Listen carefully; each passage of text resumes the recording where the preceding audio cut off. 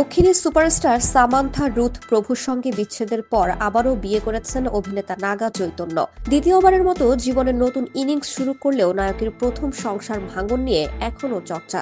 সম্প্রতি সামান্থার সঙ্গে বিচ্ছেদ নিয়ে মুখ খুলেছেন নাগা চৈতন্য। অভিনেতার দাবি, নিজেকে মাঝে মধ্যে অপরাধী মনে হয়। সম্প্রতি নাগা ব্যস্ত তার নতুন ছবি থান্ডেলের প্রচারে। এই সিনেমারই এক অনুষ্ঠানে নিজের প্রথম বিয়ে এবং বিচ্ছেদ নিয়ে কথা বলেন তিনি। নাগার দাবি, 2017 সালে সামান্থাকে বিয়ের পর 2021 সালে তারা দুজনে বিচ্ছেদের ঘোষণা দেন। এই সিদ্ধান্ত দুজনে মিলেই নিয়েছিলেন। এখনও তারা পরস্পরকে শ্রদ্ধা করেন। সামাজিক মাধ্যমে বা সংবাদ মাধ্যমে এমনভাবে বিষয়টি নিয়ে চর্চা হয় যেন তিনি খুব অপরাধী। নাগা বলেন, আমরা চেয়েছিলাম নিজেদের পথে চলতে। আমাদের ব্যক্তিগত কারণে এই সিদ্ধান্ত নিয়েছিলাম। আমরা পরস্পরকে শ্রদ্ধা করি। নিজেদের জীবন আমরা নিজেদের মতো করে বাঁচতে শুরু করেছি। এর থেকে বেশি আর কি বলার থাকতে পারে।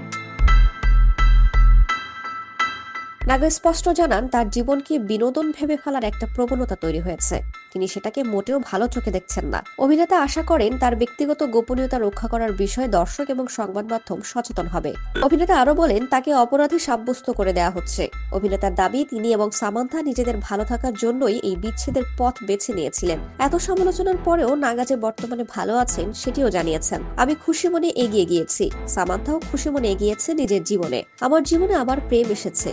নাগা দাবি করেন, তার জীবনে যা ঘটেছে তা খুব বিরল বিষয় নয়। একমাত্র তিনিই যে বিচ্ছেদের পথে হেঁটেছেন এমনটাও নয়। অভিনেতা বলেন, আমি নিজে একটি ভাঙা পরিবারের সন্তান। কোনো সম্পর্ক ভাঙার আগে তাই আমি হাজারবার ভাবি, কারণ আমি জানি এর প্রতিক্রিয়া কি হতে পারে। এর আগে সামান্থাও দাবি করেছিলেন, তার ব্যক্তিগত সম্পর্ক নিয়ে যত কথা হয় তা মোটেও সত্য নয়। এবার নাগা চৈতন্যের মুখেও শোনা গেল একই সংলাপ।